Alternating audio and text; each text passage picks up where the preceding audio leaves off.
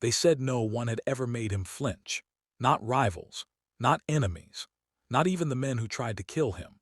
But that night, in a room full of millionaires pretending to be gods, a waitress with worn-out shoes and shaking hands made him forget how to breathe. His name was Ethan Caldwell, a man whose reputation had been carved into boardrooms, courtrooms, and quiet back channels where decisions carried consequences no one ever wrote down. For years, journalists had tried to understand how he rose so quickly, how every competitor who stood in his way seemed to fall apart at just the right moment. There were investigations, rumors, even testimonies that vanished before they could be confirmed, and yet nothing ever stuck.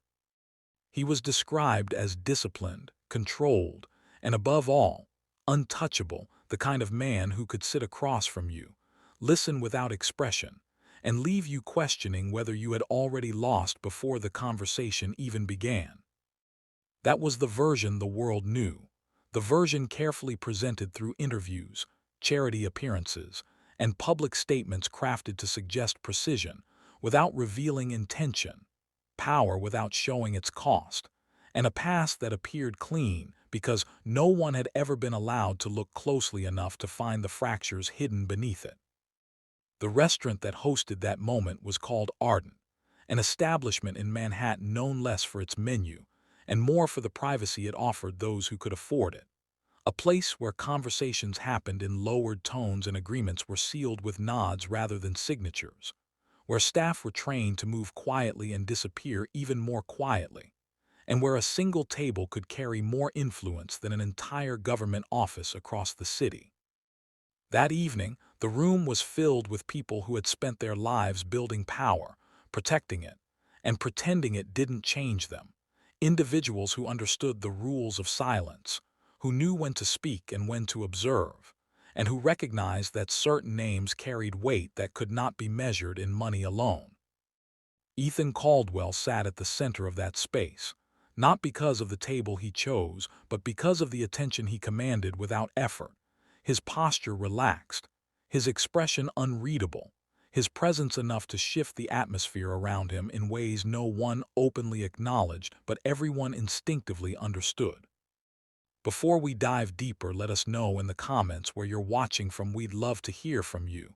And don't forget to hit that subscribe button so you never miss any of our upcoming videos. On the surface, nothing about that night suggested anything unusual, nothing that would later be revisited, analyzed, and quietly discussed by people who were not supposed to remember details so clearly. Yet something had already begun to shift long before the moment anyone would later describe as the turning point.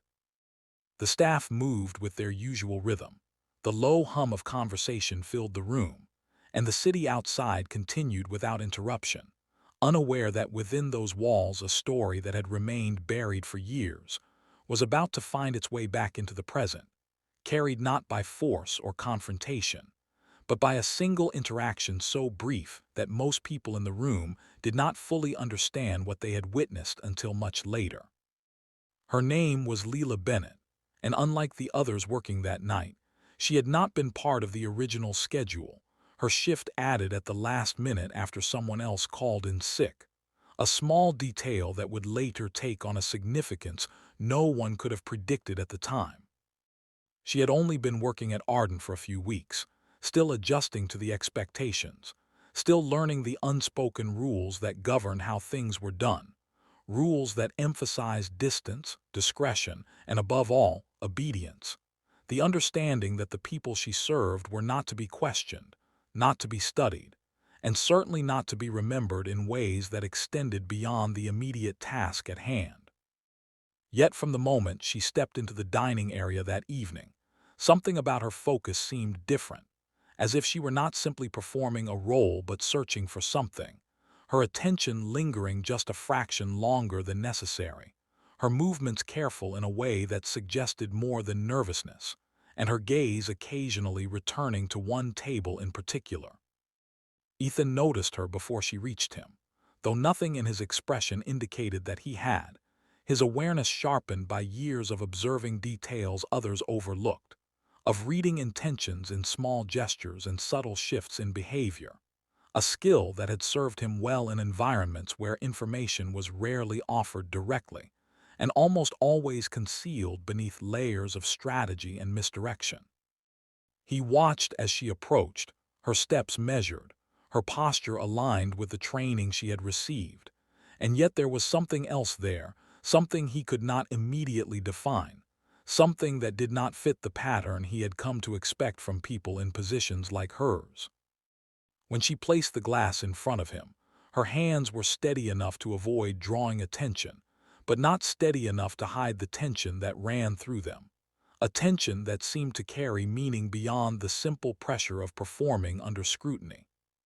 For a moment, neither of them spoke, and in that silence, something unspoken passed between them, something that would later be difficult to explain, because it existed in a space between recognition and doubt, between certainty and the refusal to accept what that certainty implied.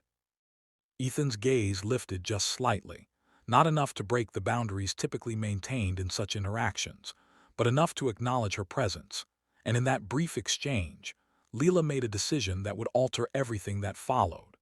She leaned closer, her movements subtle, almost indistinguishable from the routine adjustments expected in her role. And then, in a voice so low it barely carried beyond the distance between them, she said a name that did not belong to the man sitting at that table. The reaction was immediate, though controlled, the kind of reaction only someone deeply practiced in restraint could manage. A slight pause, a tightening of the jaw, a shift in the eyes that disappeared almost as quickly as it appeared, yet was impossible to ignore once it had been seen. The glass in his hand did not shatter. There was no dramatic gesture, no visible loss of composure that would draw attention from the rest of the room. But something had changed, something fundamental and irreversible, something that could not be undone simply by returning to the routine of the evening. Leela stepped back, her expression returning to neutrality, her posture aligning once again with the expectations of her position. Yet the effect of what she had said remained, lingering in the space between them like a question that demanded an answer neither of them was ready to give. In the minutes that followed, Ethan continued as if nothing had happened, his interactions measured, his tone consistent, his behavior aligned with the version of himself the world recognized. Yet beneath that surface, a process had already begun, a reconstruction of memory, a search through details long buried and deliberately forgotten, a confrontation with a past that had been carefully removed from the narrative of his life. The name she had spoken was not one he had heard in years, not one that existed in any official record connected to him, and certainly not one that anyone in that room should have known. Yet it had been spoken with confidence, with precision, and with an understanding that suggested more than coincidence or error. What made that moment even more significant was not simply that the name had been said, but that it had been said by someone who, by all appearances, had no reason to know it, no access to the kind of information required to connect that identity to the man he had become, and no visible connection to the events that had led to its disappearance from his life. This was not a mistake, not a guess, and not an attempt to provoke a reaction for personal gain. It was something else entirely, something rooted in knowledge that had been hidden for a reason, knowledge that, if revealed, had the potential to reshape not only how Ethan Caldwell was perceived, but how he understood himself. As the evening continued, the distance between what was happening on the surface and what was unfolding beneath it grew wider, creating a tension that could not be seen but could be felt, a shift in awareness that affected every decision Ethan made from that point forward, every glance, every pause, every calculation of risk and response.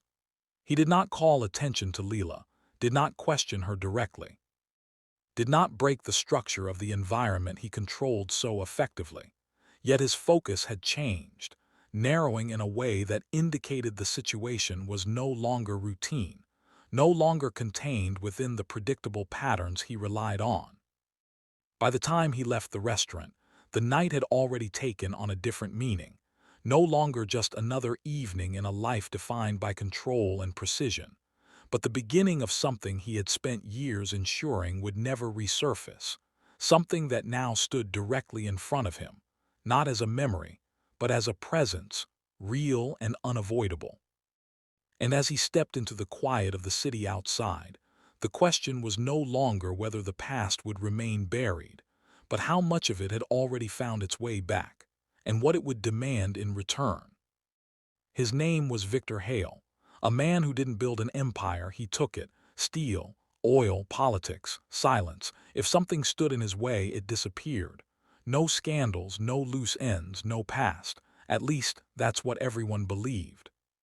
For over a decade, Victor Hale had existed as a finished story, a man who arrived fully formed at the top, with no visible history that could be traced, questioned, or verified beyond carefully curated records that all pointed in the same direction.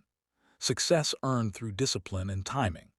Reporters tried to follow the trail backward, but it always ended the same way, with missing files, sealed documents, or people who suddenly no longer wished to speak. Investors trusted him because he never hesitated. Partners feared him because he never explained. And enemies learned quickly that opposing him came with consequences that didn't always make headlines. Yet none of that explained what happened when the waitress with worn-out shoes leaned in and whispered a name that did not belong to Victor Hale, a name that had no place in the life he had constructed, and yet seemed to reach him in a way nothing else ever had. The restaurant was called Ardent, a place designed for people who valued privacy more than attention, where the lighting softened every expression, and the layout ensured that conversation stayed contained within carefully measured distances. It was the kind of place where powerful individuals could exist without interruption, where deals were made without witnesses, and where the staff understood that their role was to serve without becoming part of the story. That night, the room carried its usual rhythm, quiet conversations layered over the faint clink of glassware, every movement controlled, every interaction intentional. Victor Hale sat at a table positioned to observe everything without appearing to look, a habit formed over years of navigating environments where awareness mattered more than comfort. When the waitress approached him, nothing about her presence should have stood out, nothing that would justify the reaction that followed, yet something about the way she held herself, the way her attention settled on him for just a fraction longer than necessary, suggested that her role in that moment extended beyond the routine expectations of her job. Her name was Leila Bennett, and she had only been working at Ardent long enough to understand the basics, but not long enough to become invisible in the way the job required. She had learned how to move quietly, how to anticipate needs, how to keep her focus on the task rather than the people she served. Yet there was a difference between following instructions and fully becoming part of the system, and Leila had not yet crossed that line. She wasn't supposed to speak unless addressed, wasn't supposed to engage beyond what was necessary, and certainly wasn't supposed to initiate anything that might draw attention to herself. But when she saw Victor Hale sitting alone, something shifted, something that overrode the training she had been given, something that made the distance between them feel smaller than it should have been. The tray in her hands remained steady, her steps measured, yet beneath that composure was a certainty that had nothing to do with her job and everything to do with the name she had already decided she would say. Victor noticed her before she reached the table, his awareness tuned to changes in pattern, to movements that didn't fully align with expectation. And there was something about Leila's approach that registered immediately, even if he couldn't define it at first. He watched without appearing to watch, his posture unchanged, his expression neutral, yet his attention fixed on the details others would ignore: the slight tension in her shoulders, the controlled pace of her steps, the way her gaze met his just briefly before shifting away. When she placed the glass in front of him, everything about the gesture was technically correct, yet the moment lingered in a way it shouldn't have, as if time had slowed just enough to make room for something unplanned. He spoke first, his voice low, controlled, asking a simple question that carried more weight than the words themselves.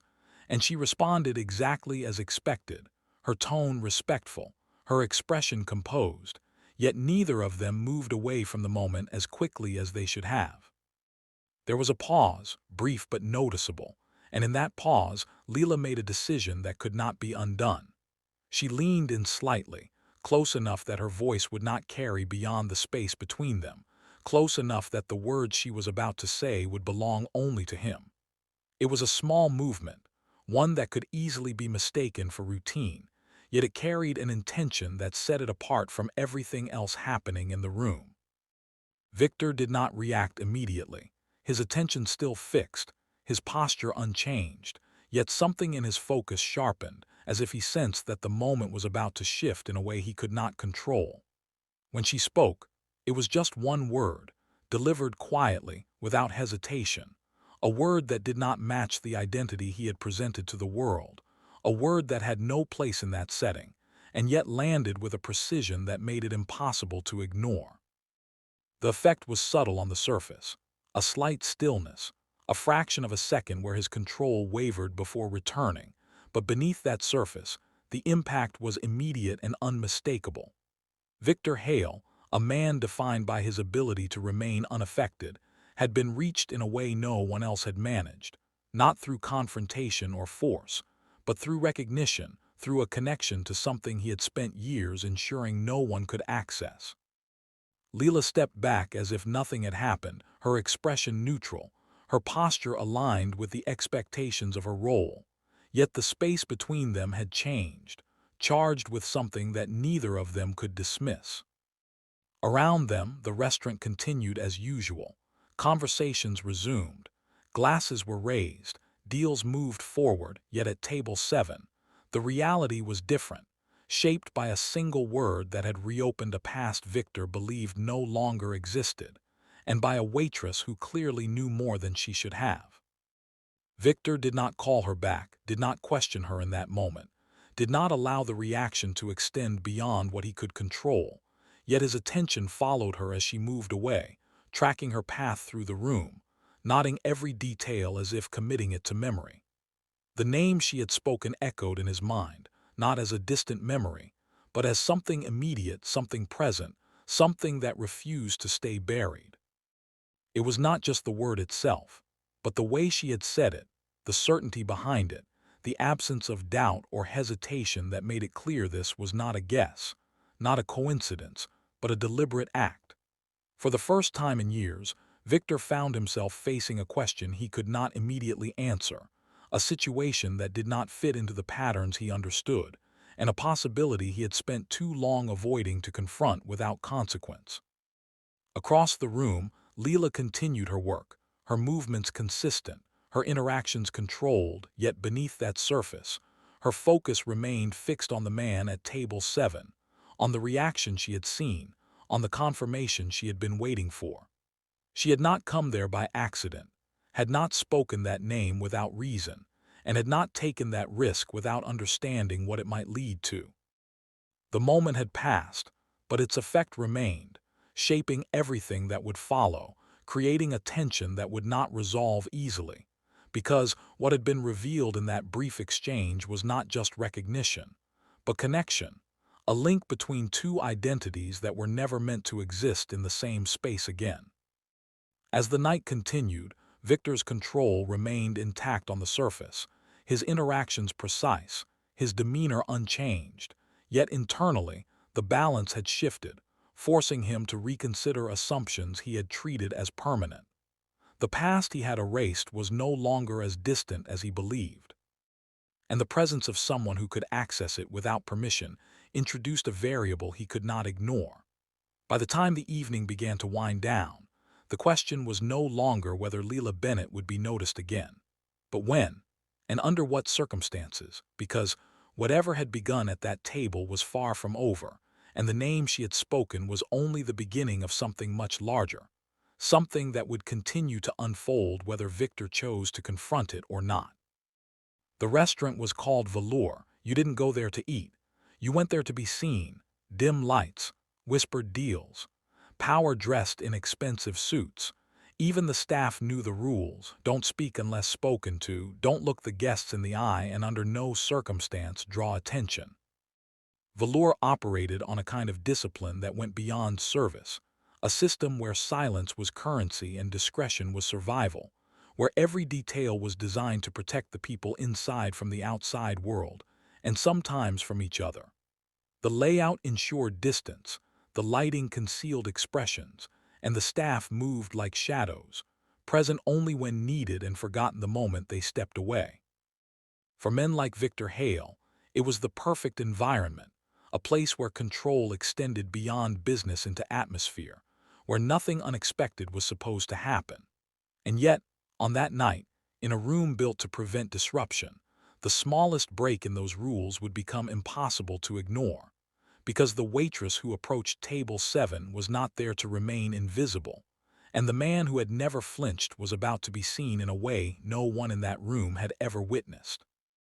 Her name was Leela Bennett, and even among the staff who prided themselves on precision, she stood out in a way that was difficult to explain but easy to notice if you were paying close enough attention. She followed the rules on the surface, her posture correct, her movements measured, her voice controlled, yet there was a difference in her focus, a subtle shift that suggested she was not simply reacting to the environment but navigating it with a purpose that extended beyond her role. She had been told what Velour expected from her, had memorized the procedures, had practiced the routines until they felt natural, but there was something she carried into that room that no amount of training could suppress. When she moved between tables, her attention always returned to the same place, to the man seated alone, to the presence that dominated the room without effort. And with every step she took closer to him, the weight of what she intended to do settled more firmly into place, turning what should have been an ordinary interaction into something far more significant. Victor Hale did not need to look directly at her to know she was approaching, his awareness shaped by years of reading environments where the smallest detail could signal a shift in control. He recognized patterns, anticipated movement, and adjusted without drawing attention to the fact that he was doing it. But this time, the pattern was slightly off, not enough to alarm him, but enough to register. When Leela reached his table, the moment unfolded as expected at first: the placement of the glass, the angle of her posture, the quiet acknowledgement of his presence, all executed with the kind of precision Velour demanded. Yet there was a hesitation, brief but undeniable, a fraction of a second where the routine paused, where something unscripted began to take shape. Victor's gaze lifted just enough to meet hers, and in that instant the distance between them shifted, no longer defined solely by their roles, but by something neither of them could fully conceal. Leela understood the risk of what she was about to do, understood that in a place like Velour, even the smallest deviation from protocol could have consequences that extended far beyond a simple reprimand. This was not just about breaking a rule, it was about stepping into a space she was not meant to occupy, about crossing a line that separated those who held power from those who served it. But the moment had already formed, and stepping back would not erase it. She leaned in slightly, her movement controlled, her expression neutral, her voice lowered to a level that ensured only Victor would hear what came next. It was not rushed, not uncertain, not delivered with hesitation, but with a clarity that made it impossible to dismiss as an accident. One word, spoken softly, carried across the small distance between them, a word that did not belong in that room, a word that did not belong to Victor Hale, and yet landed with a precision that made everything else fade into the background. The reaction was not dramatic, not the kind that would draw eyes from across the room or disrupt the carefully maintained balance of Velour, but it was there, unmistakable to anyone who knew what to look for. Victor's stillness changed, his composure holding but tightening in a way that revealed just enough to confirm that the word had reached him exactly as intended. For a man who had built his life on control, on the ability to remain unaffected no matter the circumstance, that single shift carried more meaning than any visible outburst ever could. Leela stepped back immediately, her role reasserted, her presence once again aligned with the expectations of the room, yet the effect of what she had done remained, lingering in the space between them like something unresolved. Around them, Velour continued without interruption, the conversations, the quiet exchanges, the carefully managed atmosphere all intact. Yet at table 7, the balance had changed, and the man who had never flinched now carried the weight of a name he could not ignore. Victor did not speak to her again in that moment, did not call attention to the exchange, did not allow the disruption to extend beyond what he could contain, yet his focus followed her as she moved away, tracking her path through the room with a level of attention he rarely directed toward anyone in that position. The name she had spoken echoed with a familiarity he had long since buried, not as a distant memory, but as something immediate, something that refused to remain in the past where it belonged. It was not just the word itself, but the certainty behind it, the absence of doubt that made it clear this was not a mistake. For the first time in years, Victor Hale was confronted with the possibility that the life he had constructed, the identity he had maintained, was not as secure as he believed, and that somewhere within the controlled environment of Velour, a connection had been made that could not be undone. Leela continued her work as if nothing had happened, her movements consistent, her interactions measured, yet beneath that surface, her awareness remained fixed on the man she had just addressed in a way no one else had dared. She did not look back immediately, did not allow her attention to linger in a way that would draw suspicion, but the outcome of that moment had already been decided. She had not come to Velour by chance, had not spoken that name without understanding its significance, and had not taken that risk without knowing what it might reveal. The room remained the same, the rules still in place, the silence still enforced, yet something had shifted within it, something that extended beyond a single interaction and into a narrative that neither of them could avoid. As the night moved forward, the contrast between what Velour was designed to be and what it had become in that moment grew more apparent, at least to those who were directly involved. On the surface, nothing had changed, the same controlled environment, the same unspoken agreements, the same careful distance between power and those who served it. But beneath that surface, a question had been introduced, a tension that would not resolve on its own, because the name Leela had spoken was not just a word, it was a key, and whatever it unlocked in Victor Hale was only beginning to take shape. But Elena Cruz had already broken 2 of those rules. She wasn't supposed to be working that night. She wasn't even supposed to be in that city. But life doesn't ask for permission before it throws you into something dangerous. And Elena was carrying something far more dangerous than a tray of food. Her name wasn't on the original roster, and the manager who approved her last-minute shift didn't ask the questions he normally would have, not because he was careless, but because everything about Elena's request had been presented in a way that felt ordinary, routine, and easy to accept. Yet there was nothing ordinary about how she arrived at Velour that evening, nothing routine about the timing, and nothing accidental about the table she eventually found herself assigned to. Elena had spent days preparing for a moment that would last only seconds, rehearsing it not in front of a mirror, but in her mind, over and over, until the fear that should have stopped her became something she could control. She had come to New York under a different reason. At least that was the version she gave anyone who asked. A simple explanation that left no room for deeper curiosity. But beneath that surface was a purpose that had nothing to do with work, nothing to do with chance, and everything to do with a name she had not spoken out loud in years. The city was unfamiliar to her in ways that made every street feel temporary, every interaction calculated, yet she moved through it with a kind of quiet certainty, as if she was following a path she had already mapped long before she arrived. Velour was not a place someone like Elena would normally step into, not without hesitation, not without a reason strong enough to outweigh the risks, and yet she walked through its doors without pause, as if the decision had already been made for her. What she carried that night was not visible, not something that could be placed on a table or handed over in a transaction, but it was real, and it had weight. It lived in the details she remembered, in the fragments of a past that refused to stay buried, and in the connection she knew existed between that past and the man sitting at table 7.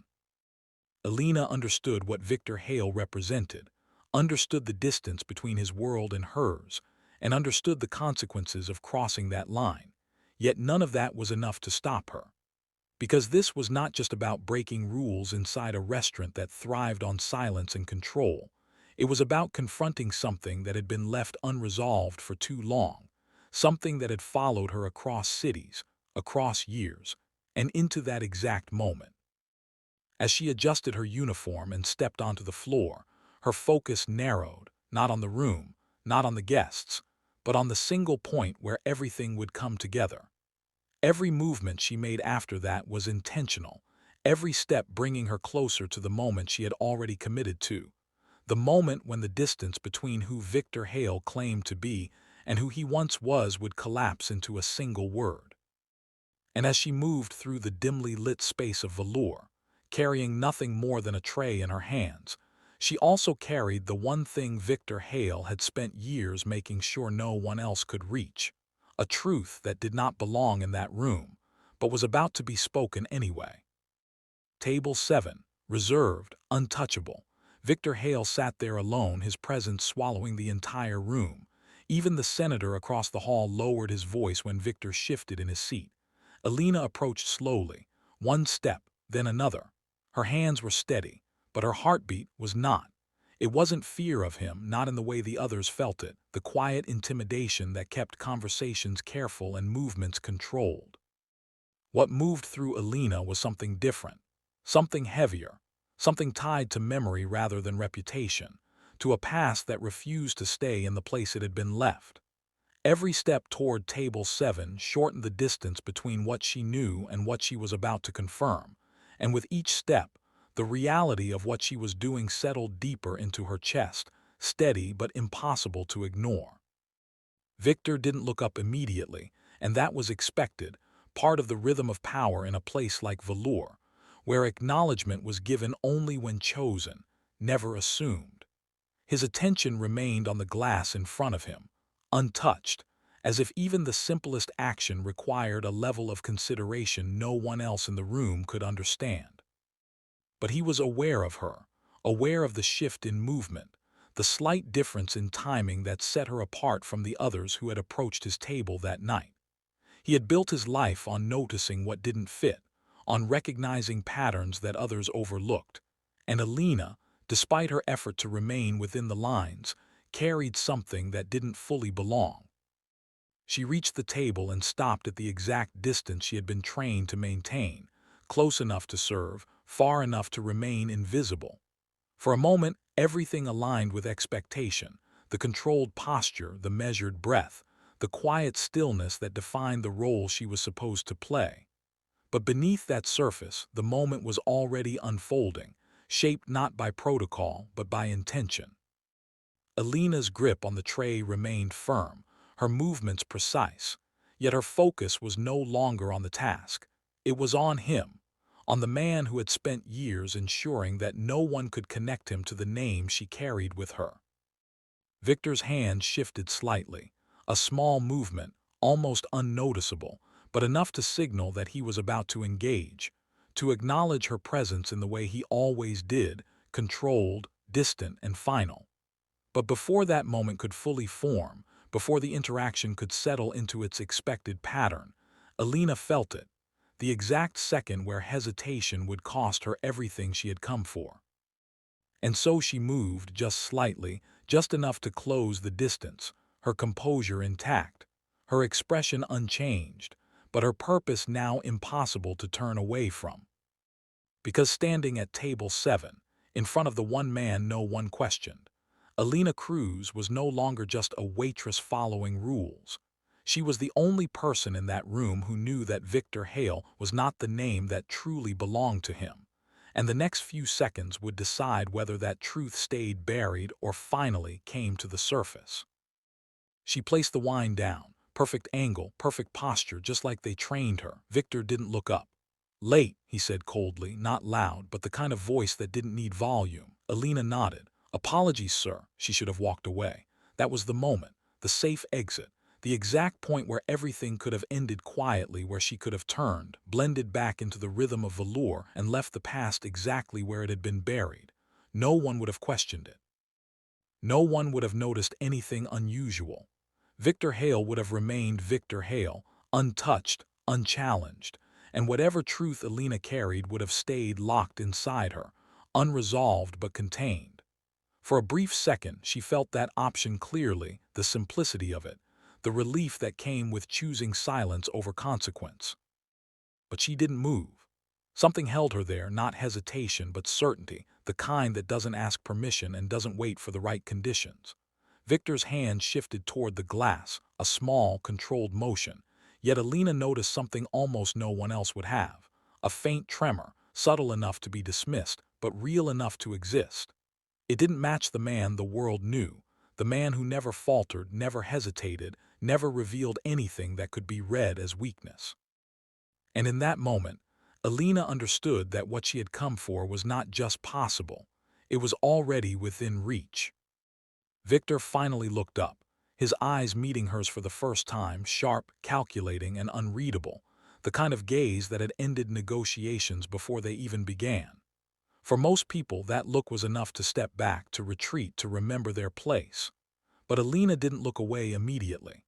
It was brief, almost imperceptible, yet long enough to confirm what she needed, long enough to see past the name, past the image, past the control he had perfected. The room around them continued without pause, unaware that at table 7, something had already begun to shift, something that could not be undone by simply walking away. And still, she didn't leave. The safe exit passed, replaced by something far more irreversible, because Elena Cruz hadn't come to Velour to follow the rules, and she hadn't come to stand in front of Victor Hale just to apologize and disappear. She had come for the moment after the apology, the moment where silence would no longer be enough, the moment where the name she carried would finally be spoken. But then she noticed something. His hand, trembling just slightly, so subtle no one else would have seen it, but Elena did, and something about it felt familiar. It wasn't the kind of movement that came from age or weakness, not something caused by nerves in the way most people would understand it, but something controlled, restrained, like a reaction being forced back into place before it could fully show itself. For a man like Victor Hale, whose entire presence was built on precision, even the smallest inconsistency carried weight, and Elena recognized it instantly, not because she had studied him, but because she had seen it before, long before the name Victor Hale existed in any room like this. Her breath slowed, not out of calm, but out of focus, the kind that narrows everything down to a single detail while the rest of the world fades into the background. The glass in his hand remained steady enough to avoid attention. Yet the tension behind it was undeniable, a quiet signal that something beneath the surface had been disturbed. And in that moment, the distance between past and present collapsed in a way Elena hadn't fully prepared for, because what she was seeing wasn't just confirmation, it was recognition, not of who he had become, but of who he had been. Victor seemed to sense the shift, his fingers tightening slightly around the glass as if correcting something no one else could see, his posture remaining unchanged, his expression controlled, yet his awareness sharpening in response to something he couldn't yet define. He had spent years eliminating traces, removing connections, ensuring that nothing from before could follow him into the life he now controlled, and yet here, in a place designed to protect men like him, something had slipped through. Not evidence. Not accusation, something far more dangerous, memory. Elena didn't speak yet. She didn't need to. The tremor had already said enough. It told her that the name she carried wasn't lost, wasn't erased, and most importantly, wasn't forgotten. And as she stood there, still within the boundaries of a role she was no longer truly playing, she understood that the next step wasn't about risk anymore. It was about inevitability. Because whatever Victor Hale had built to replace the past, It wasn't strong enough to stop it from returning. Victor reached for the glass, paused, then withdrew his hand. "Take it away," he said. "I don't drink anymore." The entire room shifted. Victor Hale refusing something. That wasn't normal. That wasn't power. That was control slipping. It wasn't the refusal itself that caught attention, it was the way it happened, the hesitation before the decision, the brief interruption in a pattern that had always been exact, always deliberate. In a place like Velour, where every movement was observed even when no one appeared to be watching, that kind of deviation carried meaning, and though most wouldn't understand it, they felt it. A subtle change in the atmosphere that moved quietly from table to table without a single word being spoken. Elena didn't move immediately. She registered the shift, not just in Victor, but in the room around them, the way conversation softened slightly, the way glances redirected without appearing to do so. But her focus stayed on him, on the man who had just broken his own rhythm in a way that confirmed everything she had begun to suspect. "I don't drink anymore." It wasn't an excuse, and it wasn't casual. It sounded like a rule, one he had set for himself, one that carried history behind it, something learned, something remembered. And that was the moment it connected for her, not just the tremor, not just the pause, but the pattern forming beneath it all. Victor's eyes lifted again, sharper now, more direct, no longer just observing but searching as if trying to understand what exactly had shifted and why.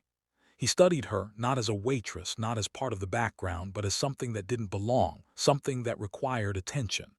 It was a small change, invisible to most, but to Elena it meant everything. Because Victor Hale didn't look twice at people like her. He didn't need to, and yet now he was. She reached for the glass, her movements controlled, her expression unchanged, playing the role just enough to keep the moment from drawing attention. But the distance between them no longer felt like it had before. Something had broken through, something that neither of them could fully ignore, even if one of them was still trying. And as she lifted the glass from the table, Elena understood that the control Victor Hale was known for wasn't gone, but it had been touched, disturbed in a way that could not be undone. And once something like that begins, it doesn't simply stop. Elena leaned in, closer than she should, closer than anyone ever dared, and then she whispered something, one word, soft, precise, deadly. It wasn't rushed and it wasn't uncertain. It carried the kind of clarity that only comes from knowing exactly what you're about to set in motion and choosing to do it anyway. In a place like Velour, distance was protection, and breaking it, even slightly, was enough to draw consequences. But Elena didn't hesitate. The space between them closed just enough for her voice to exist only for him, untouched by the noise of the room, hidden within the same silence that had protected him for years. Victor didn't move at first. His posture remained intact, his expression controlled, yet something in his focus shifted, narrowing in a way that suggested he understood, even before the word fully reached him, that this moment was not part of any pattern he recognized. He had spent years ensuring that no one could cross into that space, no one could reach beyond the name he had built, and yet here she was, standing within it, speaking as if she belonged there. When the word left her lips, it didn't echo, it didn't linger in the air. It landed, direct, unmistakable. And in that instant, everything else in the room became irrelevant, reduced to background, because what Elena had just done was not just break a rule, it was step into a truth that had been buried too deep for anyone else to find. She didn't pull back immediately. She stayed just long enough to see it. The exact moment the control he carried tightened. The exact moment recognition pushed through whatever walls he had built to keep it out. And then she stepped away, returning to her position as if nothing had happened, her expression neutral, her movements aligned once again with the expectations of her role. But the damage, if it could be called that, was already done.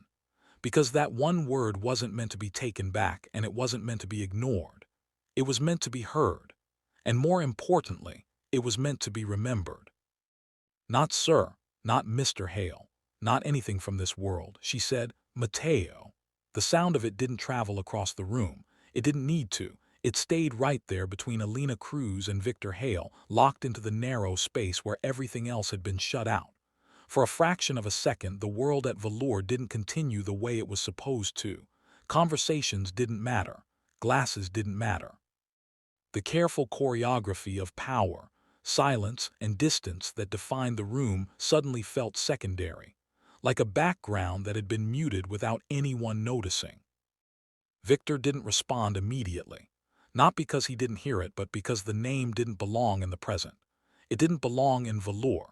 It didn't belong in the life he had constructed, the identity he had refined, or the world that now knew him as Victor Hale.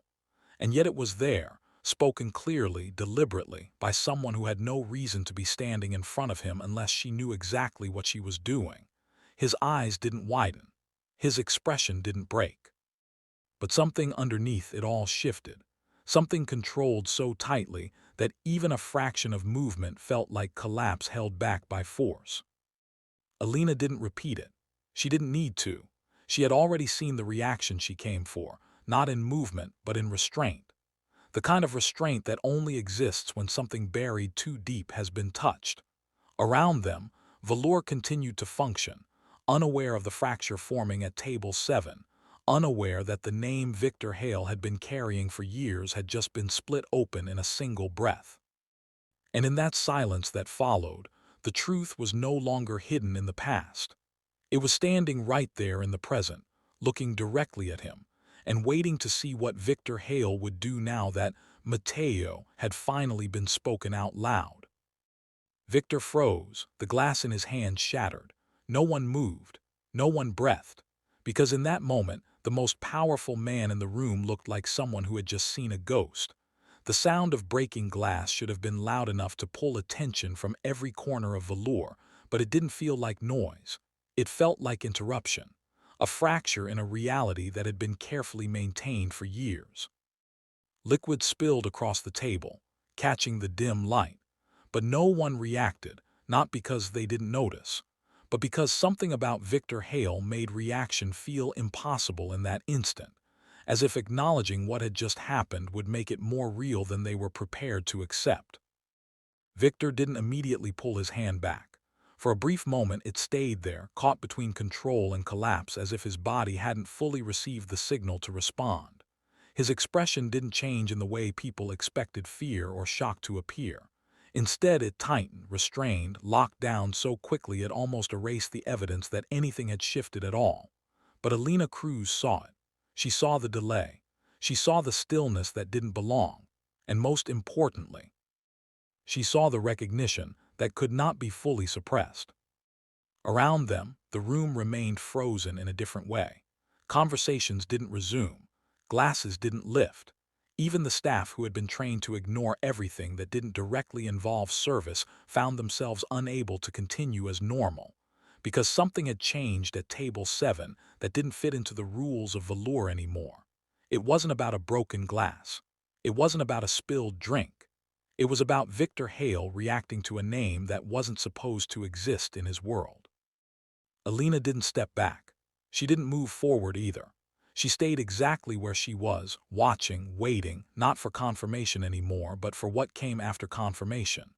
Because the name she had spoken wasn't meant to be a trigger for emotion. It was meant to be a trigger for memory. And judging by the way Victor Hale now sat there, completely still, completely unreadable, something far deeper than recognition had just been unlocked.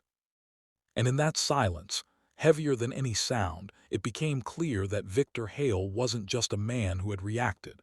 He was a man whose past had finally caught up to him. Victor Hale didn't stay frozen for long. That moment, when the glass shattered and the name Mateo, cut through everything he had built, was gone in seconds, buried under something colder. Control. The same control that had carried him through boardrooms where entire companies collapsed after a single sentence from him. He straightened slowly, wiping his hand with a napkin as if nothing had happened, as if the sound of breaking glass belonged to someone else at another table.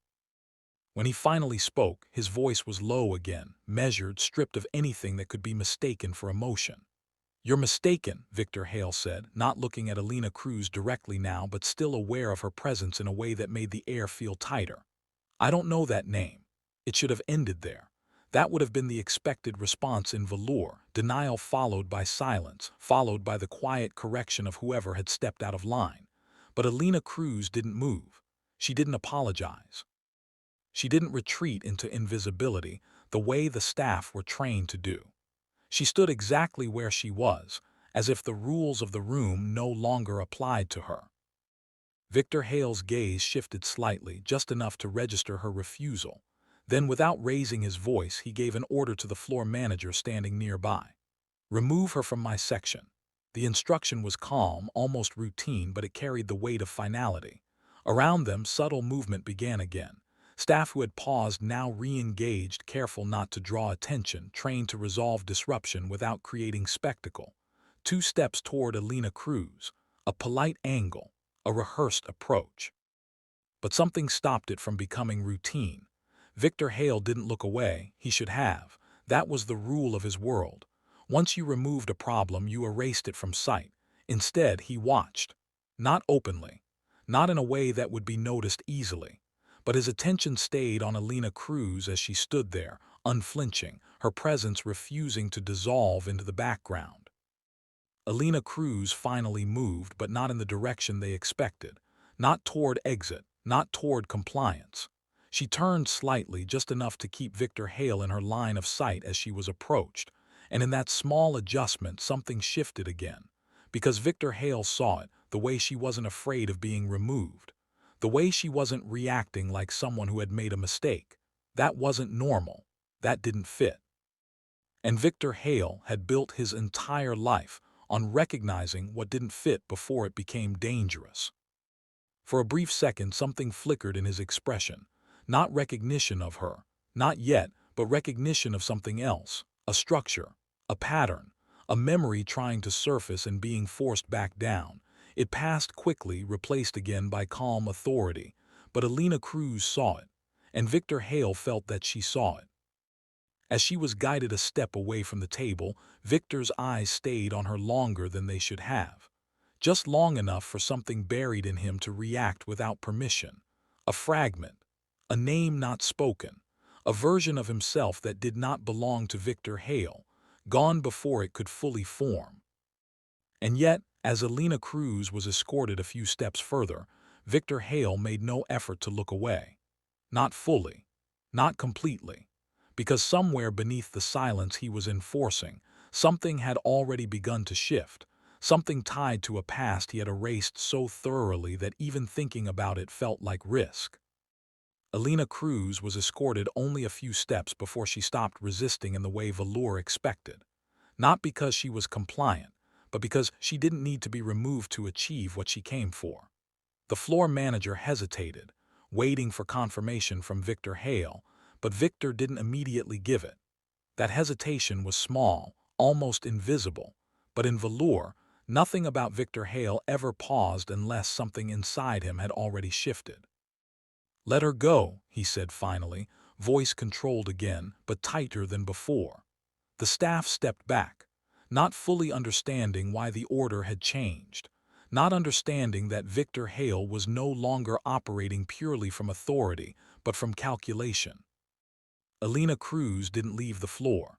She turned back toward table 7. That alone broke the expectation of everyone watching. She wasn't supposed to have a second moment. She was supposed to disappear into consequence, but she walked instead, slowly, deliberately, until she was within speaking distance again.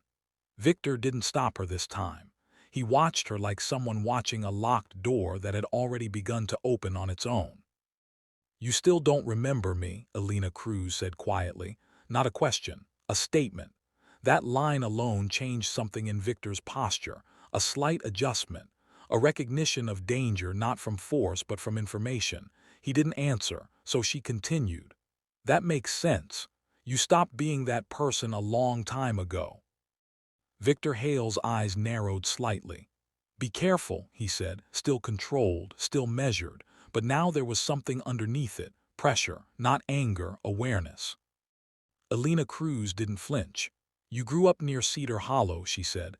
The name landed differently. Not loud, not dramatic, but precise. Small town, nothing like this place, before Velour, before Victor Hale. For the first time, something in Victor's expression didn't immediately correct itself. A fraction of silence held too long. Cedar Hollow wasn't public knowledge in any meaningful way. It wasn't part of his biography. It wasn't part of anything that existed under his current identity. And yet she said it without guessing. "You're mistaken," Victor Hale said again, but this time it carried less certainty. Elena Cruz stepped slightly closer, enough that only he could hear her clearly. "You remember the fire," she said. "You remember the night the old facility outside town burned down. You remember who didn't make it out." The room around them was still moving, but at a distance now, like sound behind glass. Victor Hale didn't look away, but something in him tightened in a way that was no longer controlled as cleanly as before. "That never happened," he said, but the pause before it mattered more than the words. Elena Cruz nodded slowly, as if she expected that answer. "That's what they told you to believe."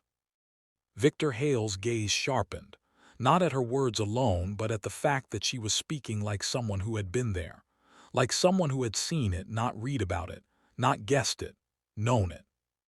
"You're speaking about things you can't possibly understand," he said. But Elena Cruz didn't stop. "I understand enough," she replied. "I understand why the records disappeared. I understand why the name Mateo Alvarez stopped existing. And I understand why Victor Hale had to be built after him."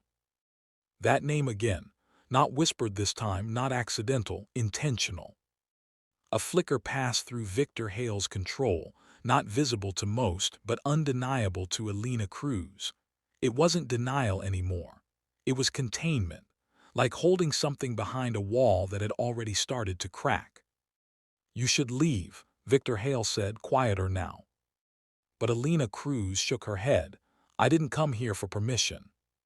For a brief moment, Victor Hale looked past her, not at her, but through her, as if trying to locate where this information was coming from, what chain of events had led to this moment being possible at all.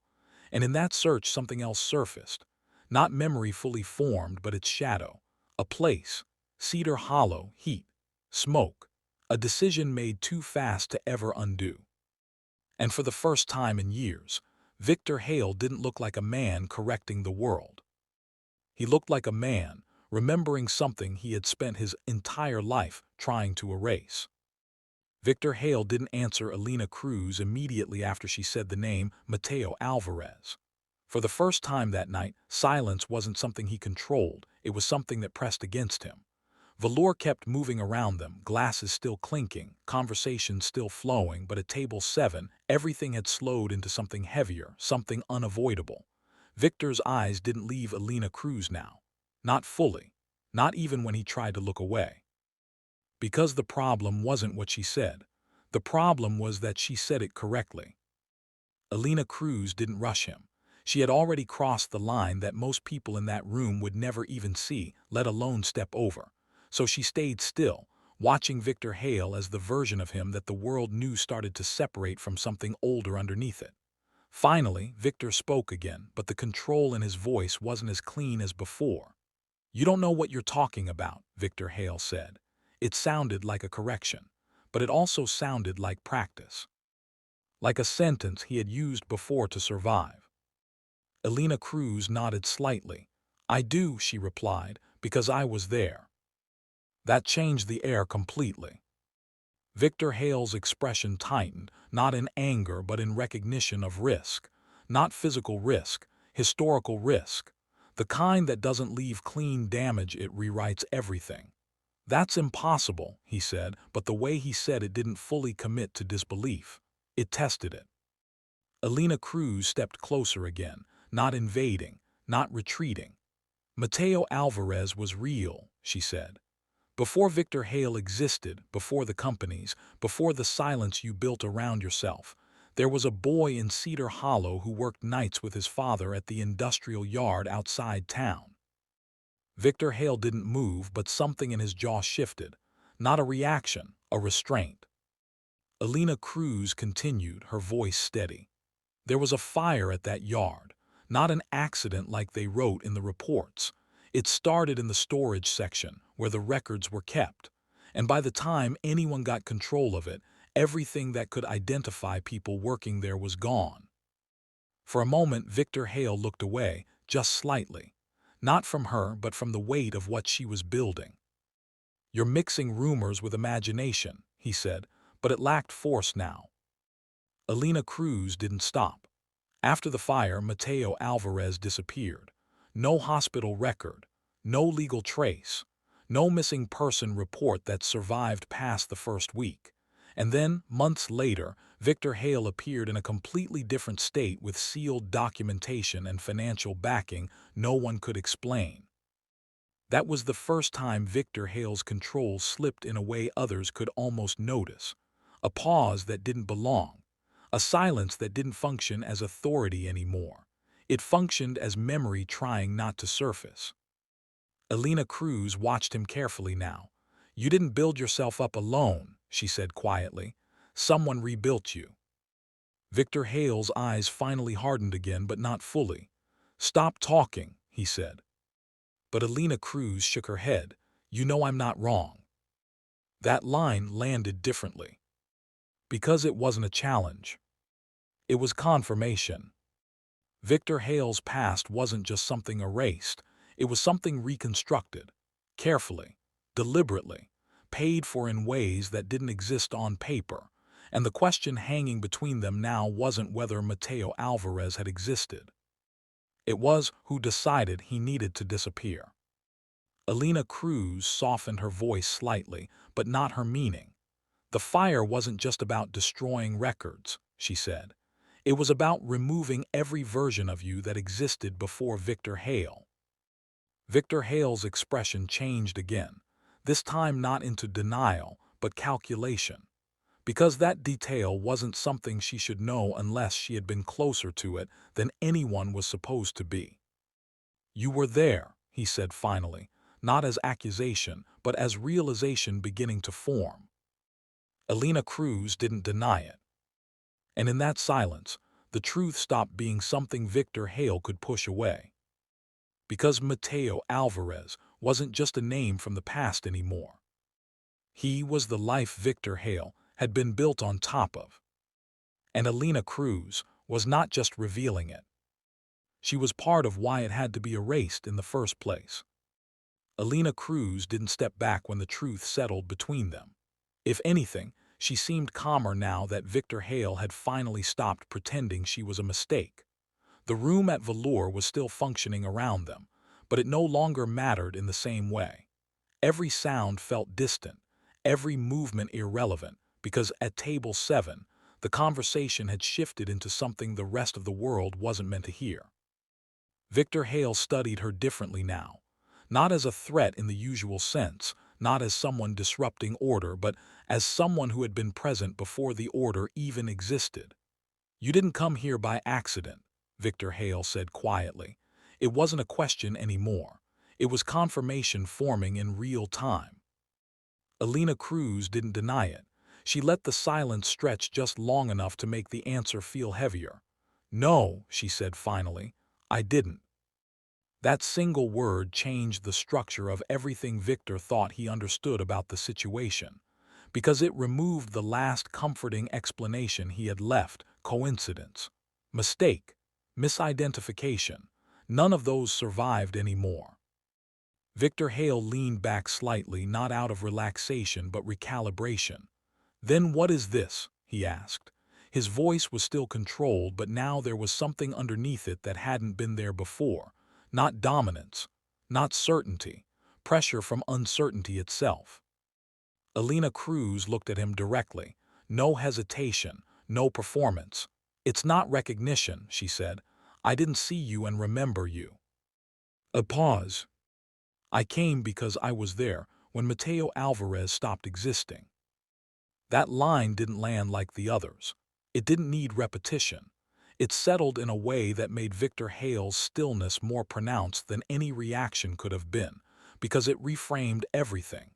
She wasn't reacting to the present version of him. She was tied to the moment he stopped being real. Victor Hale's voice lowered. "Why?" he asked. Elena Cruz didn't answer immediately, and when she did, It wasn't about him in the way he expected. Because what was done to you, she said slowly, wasn't just about saving you. Victor Hale's eyes narrowed slightly. Elena Cruz continued.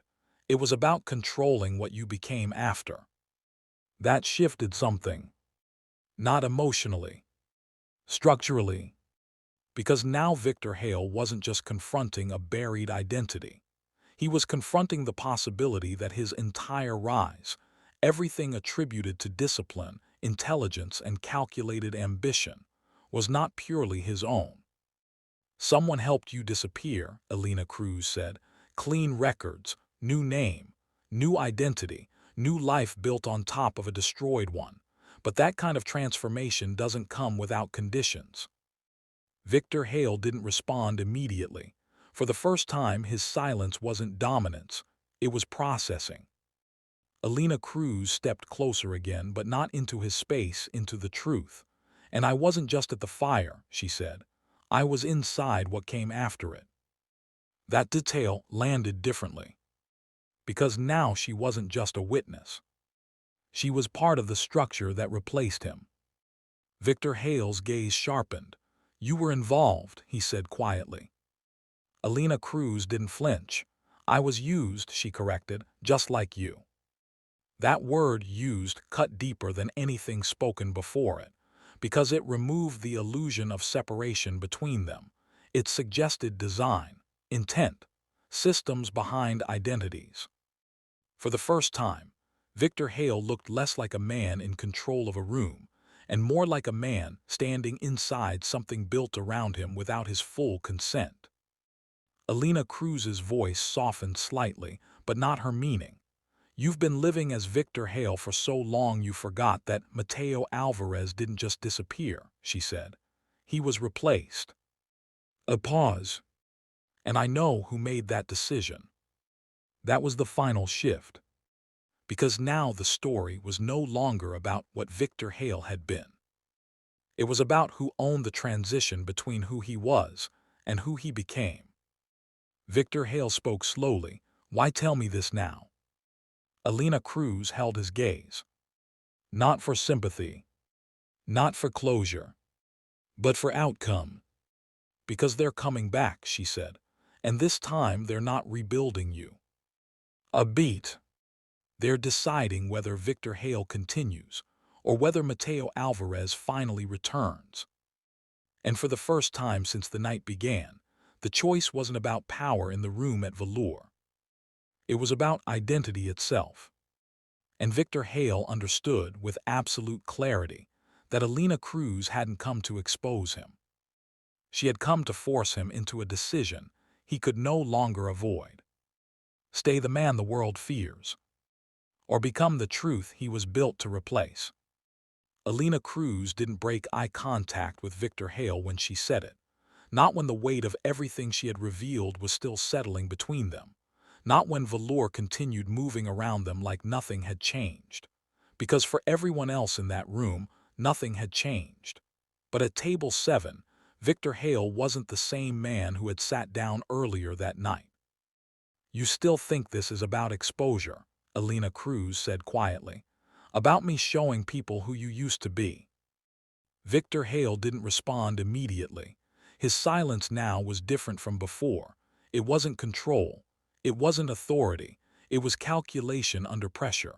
The kind that happens when every possible outcome becomes dangerous.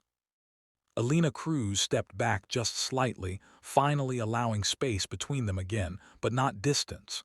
It was never about exposing you, she continued. If that was the goal, I would have done it years ago. That line changed something in Victor Hale's expression, because it implied time, intent, planning.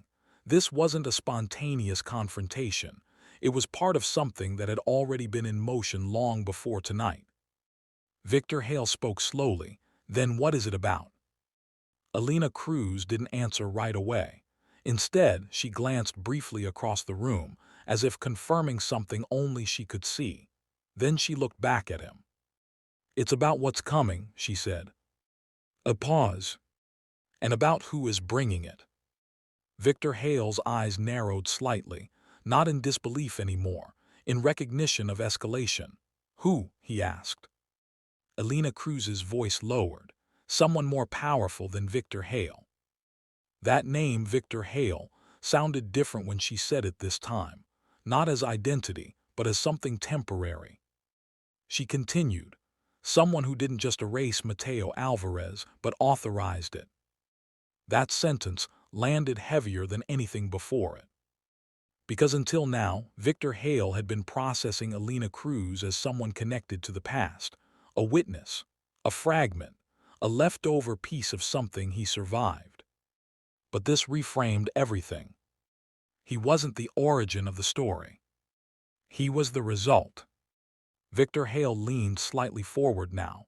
"You're saying I didn't choose this," he said. Elena Cruz shook her head once. "No," she replied, "I'm saying you were chosen." Silence held between them again, but it wasn't empty anymore. It was structured, like a system being revealed layer by layer. Elena Cruz continued. "The fire in Cedar Hollow wasn't just cleanup, it was a reset point. Mateo Alvarez wasn't just removed, he was scheduled to disappear." Victor Hale's jaw tightened slightly. "And the person who scheduled it," Elena Cruz said, "is coming back to check what survived that shifted the entire meaning of everything that had happened at Velour. The tremor, the recognition, the name Mateo. None of it was random." Victor Hale spoke quietly. "Why tell me now?" Elena Cruz finally softened her tone, but only slightly. "Because I wasn't sent to destroy you," she said. "I was sent to see if you were still usable." That hit differently. Not as threat, as confirmation of hierarchy. Victor Hale didn't move for a moment, not because he was frozen, but because every possible version of himself was being evaluated at once. Elena Cruz took one final step back, preparing to leave the table completely this time. And before turning away, she said the last part. "And now they know you remember." A pause. "That means the real decision is no longer yours alone." Elena Cruz turned slightly, her voice returning to something closer to professional distance as she looked at Victor Hale one last time. "Before we close this out, comment where you're watching from. And if you've been following this story, subscribe so you don't miss what happens when Victor Hale finally has to choose between the life he built and the truth he was created from." And with that, Elena Cruz walked away from table 7, leaving Victor Hale sitting in Velour, not as the most powerful man in the room, but as a man finally realizing he was never the one in control of the story.